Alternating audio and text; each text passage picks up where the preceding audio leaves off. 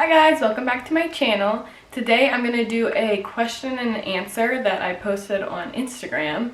So if you don't follow me at Miss Curtis's Classroom, all one word, then go follow me so that you don't miss out next time I do a Q&A. But I got a bunch of questions, like some about school, some about just my life in general. So I'm just going to start with the easy ones and kind of go through them all. And if I don't answer your question, it's because I plan on doing like a video actually about that one specific subject. So here we go. First off, easiest question, my age.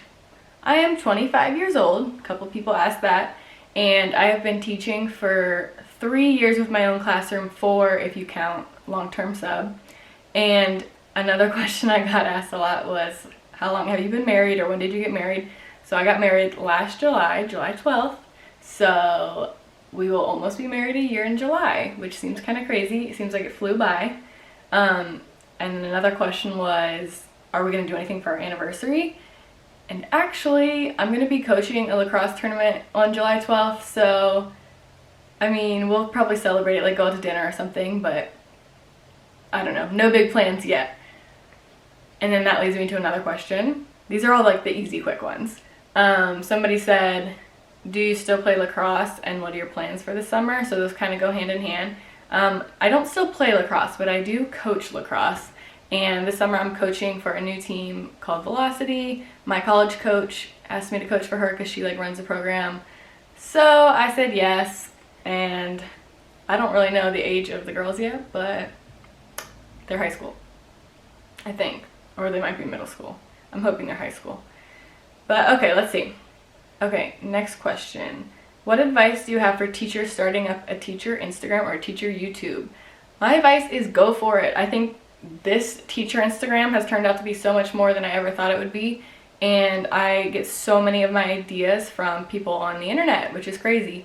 And it also helps you feel like you're not alone. So like if you post something and I get like a bunch of messages that are like, I felt the same way or something like that. So my advice is just don't be afraid of what other people think. People in your school will find it and they will judge you, or they will make funny comments about it that kind of like at first you're like, should I keep doing this? But don't worry about what other people think and just do you. Make it yours. Be real. Don't try and be somebody you're not. Like don't get on here and be fake, because people will follow you if they relate to you. So be yourself. Okay, do you like being departmentalized or would you rather teach all subjects? Absolutely not. I never want to teach reading, ever. The only reason that I would maybe want to teach it a little bit is because a lot of the lessons I do, when I come up with them in my head, they are math related, but then I'm like, oh my gosh, wait, that could also be social studies because it's on a map. Or like when I do STEM stuff, if I read a book, like that's technically language arts, so I could read the story. So not that I think I would be bad at it, I just love math and science, and I would much rather do that and leave the other stuff up to Rachel. Okay, would you ever teach any grade higher than 3rd? Yes. I would love to teach like 4th or 5th grade, straight up like just math. Eventually, if I was at a different school, maybe. At the school I'm at now, I probably wouldn't go any higher than 3rd, but I also think that middle school or high school would be fun. I don't have the licensure for that, and I don't really want to go back to school. So 3rd grade and under for right now. Okay, let's see. Ooh, what's one thing you wish you knew while studying to be a teacher? This one's tricky because I just feel like being in my own classroom and like actually being a teacher, not student teaching, is just a whole different world. Like student teaching does prepare you, but I don't think you get to see all the behind the scenes stuff, like all the like IEP meetings. Did I say IEP?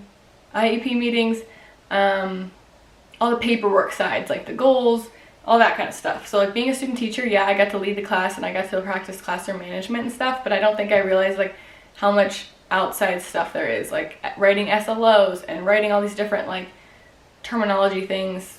That's a lot of work. So I guess I would have wanted to know that ahead of time. I also would have wanted to know that it's kind of hard to get a job depending where you are. So sometimes the classrooms that you're student teaching in are nothing like the classrooms that you actually end up in. A couple of people asked me something along the lines of, what classroom management strategies do you use? And that's a hard question because I use a bunch. I think each kid is different and not the same thing is going to work for every child. So at my school we use PBIS, like positive behavior. So basically it's where you reward the positive behavior and you don't really talk about the negative behavior. You always change it into something positive or talk about what they should be doing instead of saying like no or don't. But that's very hard and it takes a long time to get used to. So we use things like passing out like fake money, Panther Bucks, and then on Fridays they shop in the store. We use, I mean, I hate to admit it, but like if you don't get your work done, this is not really behavior, I guess this is more work. But if you don't get your work done, then you miss certain times of recess or fun things.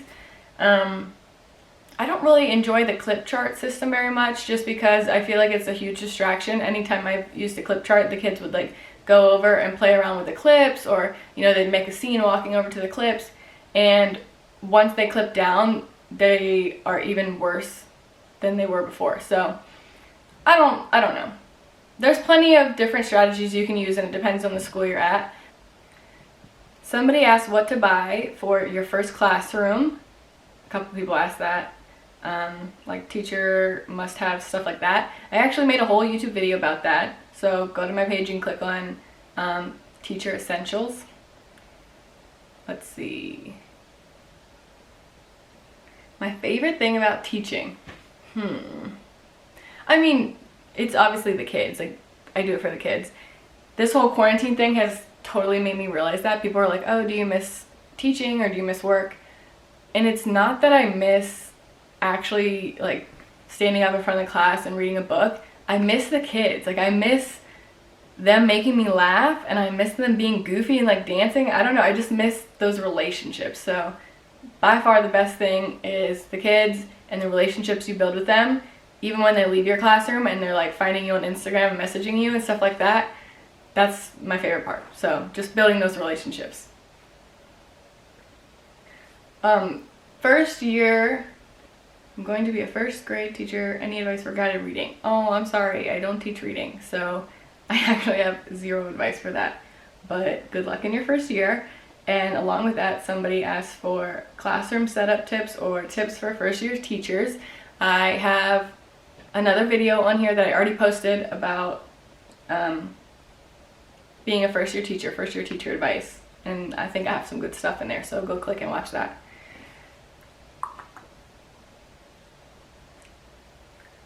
Ooh, another one I can't really answer. How do you organize your classroom library?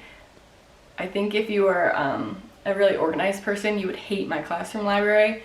Since I teach math and science, we don't have like a ton of reading time, or like I don't necessarily tell them to like go get a book. It's only when they finish really early. So I just have like 4 bins from Dollar Tree stuffed with random chapter books, picture books, and everything, and they're thrown on a shelf.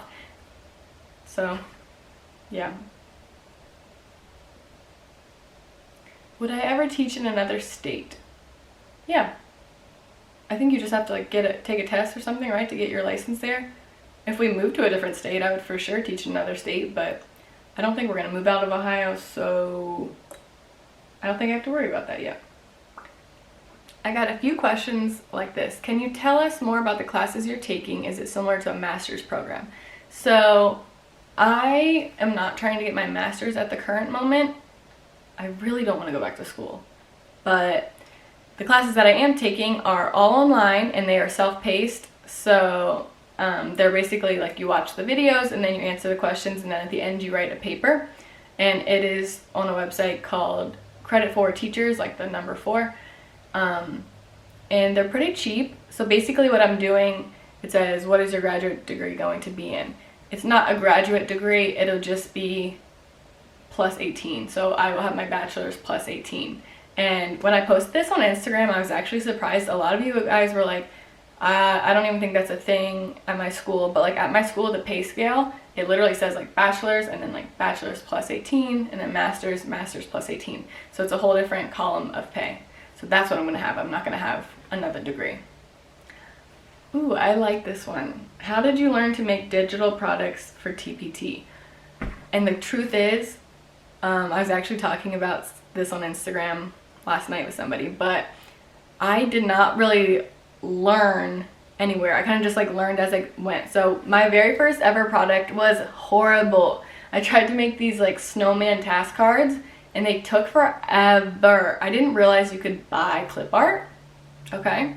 So I like designed the snowman. And so it was very like circle, circle, circle. It was horrible and it took forever. And I put it on TPT expecting it to be like a huge hit for some reason. I don't know. And I think like one person bought it. So you make like 25 cents because I posted it for $1. Yeah. But anyways, over time, I kind of just like watched other people and I played with it more and more. And I realized you could buy clip art. That was a huge help. And I feel like my products have just evolved seeing other people's stuff and seeing how they're creative and using the text and just different borders and stuff like that. But there's also probably some YouTube videos on it.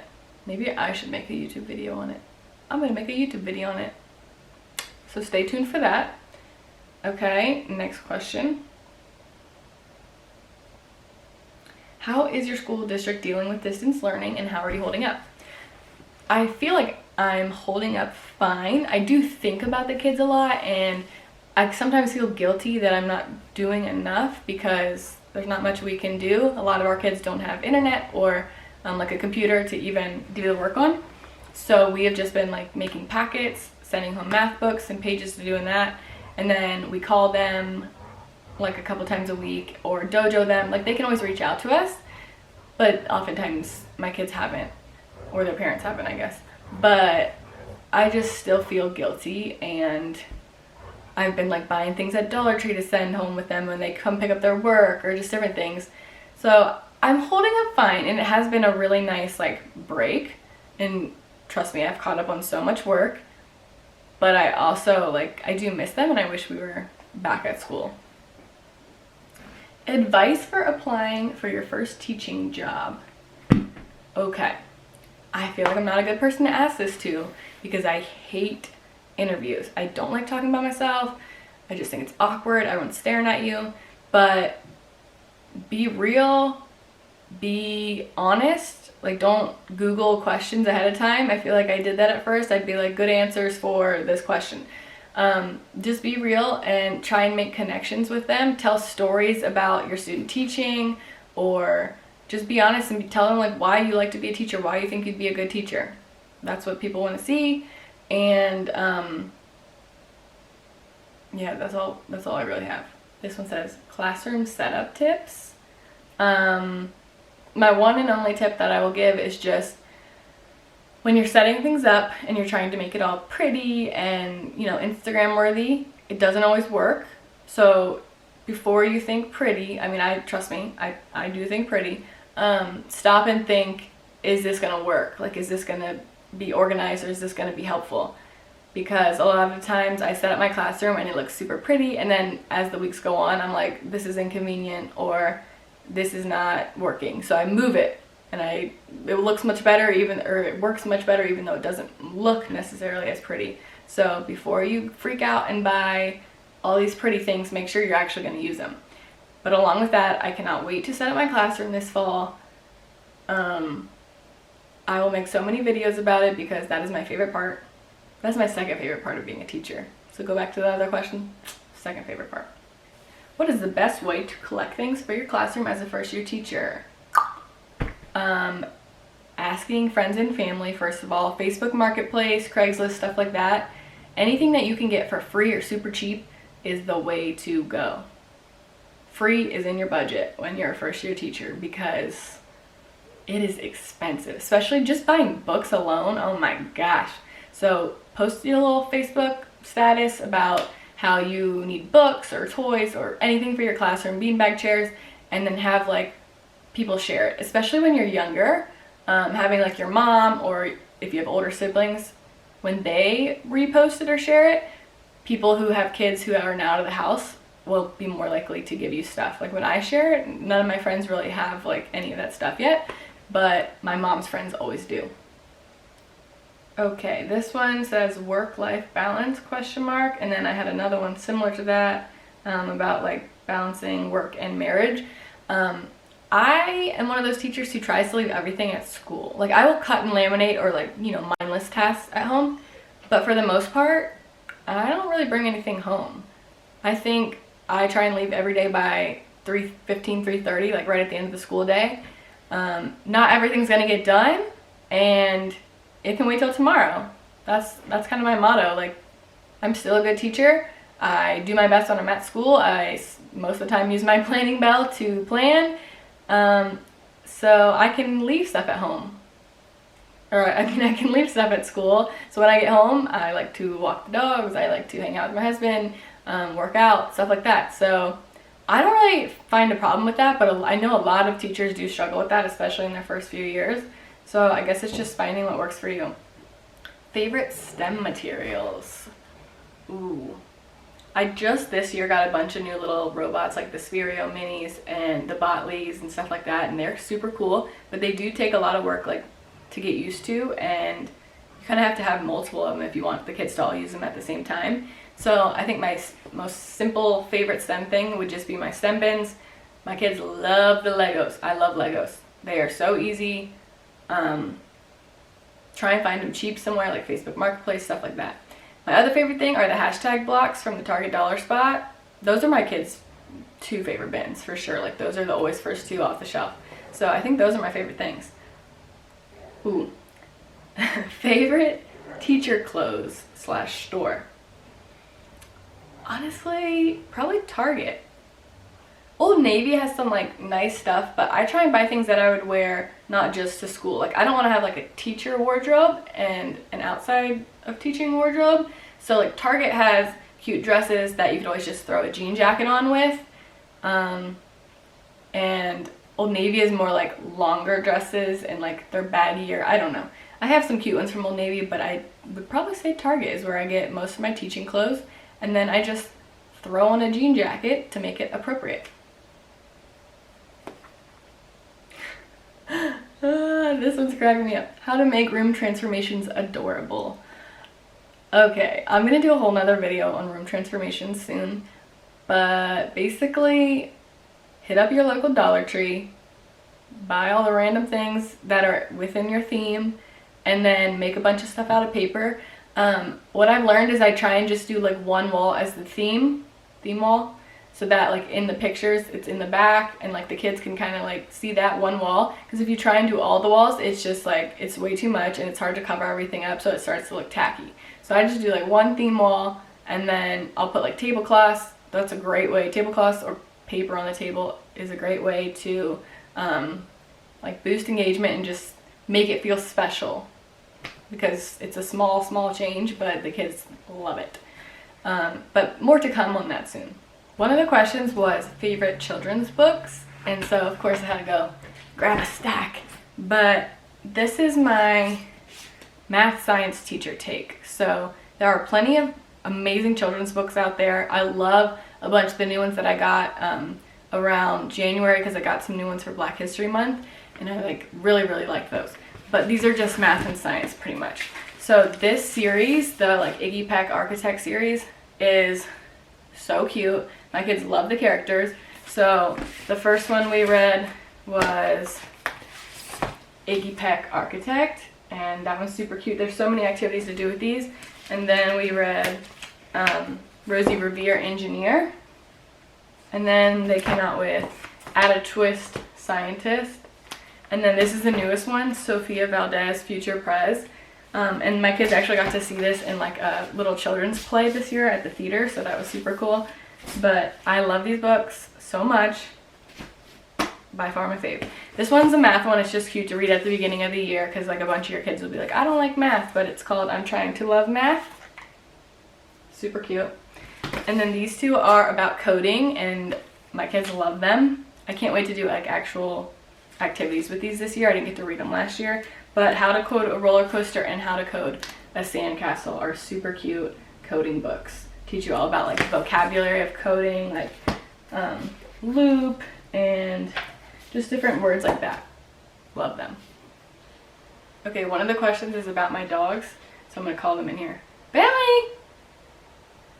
Zoe! Come here. Come here. Come here. There's a question about you. So this is Bentley. He is a boy, obviously. And they are both, actually this month, they are both 2. So Zoe's birthday, come here Zoe. Zoe's birthday was April 1st and Bentley's is April 29th. So they are only like a month apart. But we got Bentley when he was a little puppy, 8 weeks old. We bought him from a breeder, and we thought we only wanted 1 dog, but then like I grew up with 2 dogs my whole life, and they just like play together, and like when you leave you don't feel guilty leaving them alone. You're like, oh, they have each other. But anyways, we only had Bentley for like half a year when we moved in this house. Okay, relax. And then on Facebook, somebody posted about Zoe. They were getting rid of her. A family couldn't take care of her. She was like in her crate all day while they went to work. It was super sad. Oh my gosh, breaks my heart. But when we first got her, she was wild, like so crazy, so bad. Didn't even know how to sit. And so we kind of like were freaking out. Like, do we want to keep her? I don't know. Like, we thought it was bad, but she has turned into like the biggest sweetheart. She just loves love. Yeah, so they're both golden retrievers. She is an English cream golden retriever, and then he's just one that's darker red, I guess. Somebody also asked, what do we feed them? It's just dog food from Chewy. We use chewy.com because it's awesome. They ship it for free if you get it over a certain price, so we just get like 3 bags at a time. I don't even know what it's called, but it's just like Iams, or I don't know, it has a big golden retriever on the front and the bag is yellow. So there you go. I would love to feed them healthier food, but it's just so expensive, and I mean, it's just kind of unrealistic, honestly. Like, I don't want to be spending that much money on dog food. It's already so expensive to like have them with the vet and all that kind of stuff. So yeah, these are my pups.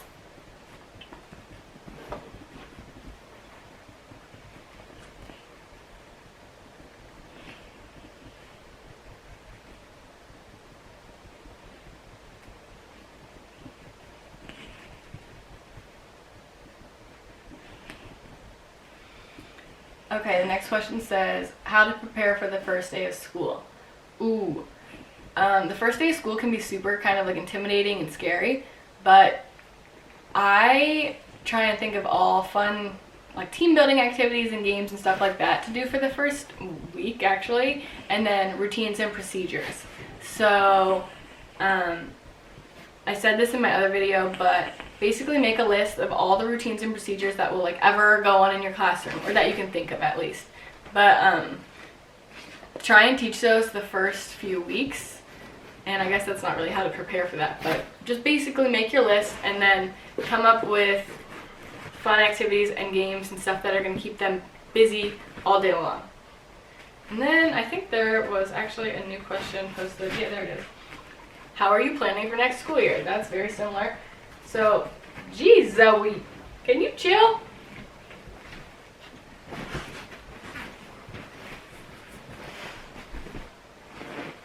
So, how I'm planning for next school year.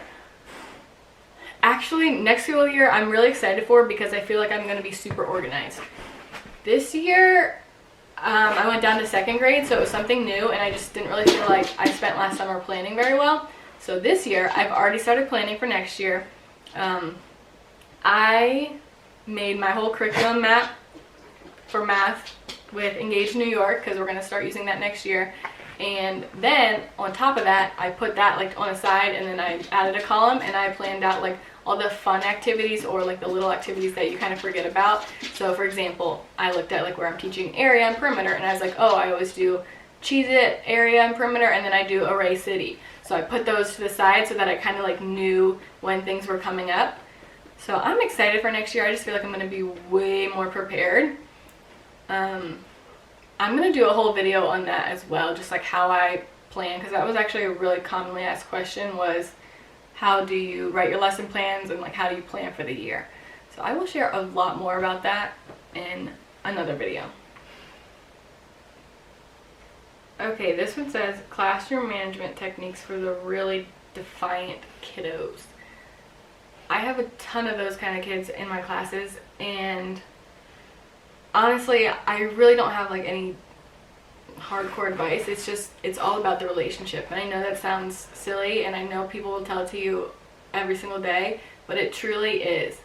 Building those relationships and getting them to understand that you're not asking them to do something to hurt them, or just because. You're asking them to do it either because it's keeping them safe or because they're learning. That's probably the biggest thing, is once you have that relationship with them, you can kind of like give them that look like, are we really going to do this right now? Or like, come on, you can do better. And hopefully, because they love you and because they respect you and they want to please you, they will do it because of that. And I guess along with that is making sure that you're not just like always telling them what to do. So asking them why they don't want to do it, or asking them what is going on. Like basically showing that you care about them. So if a kid freaks out, yells, throws, cusses, or whatever, instead of being like, what's wrong with you, or why are you acting like that, kind of pulling them aside and being like, what's going on? Showing that you care what's going on outside, because sometimes it's, their parents are fighting, or they didn't eat breakfast, or just crazy things like that, that I wouldn't want to come to school and work either. So showing them that you care about them as a person before a student will help you build that relationship and show them that you're listening to them, that you're there for them, and all that good stuff. Right, Zoe? See? Now she just wants some love. Thanks for giving me all these questions. If you guys have any more questions, feel free to message me on Instagram or leave them in the comments below. Give this video a thumbs up if you enjoyed it, and I will see you next time. Say bye-bye.